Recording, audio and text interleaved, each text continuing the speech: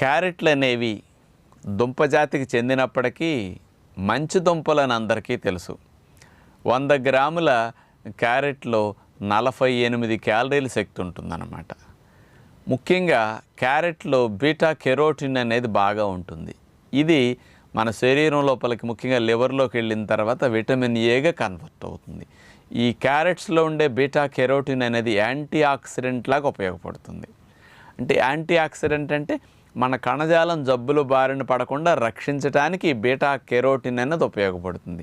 హాని కలిగించే free radicals, నూనె మరిగినప్పుడు నూనెలో దేవిన వాటిని మనం తినేటప్పుడు, మాడిన వాటిని తిన్నా, కొన్ని హాని కలిగించే కెమికల్స్ ఇట్లాంటివి తీసుకున్నప్పుడు మన లోపల ఫ్రీ రాడికల్స్ అనే హాని కలిగించే పదార్థాలు వస్తాయన్నమాట.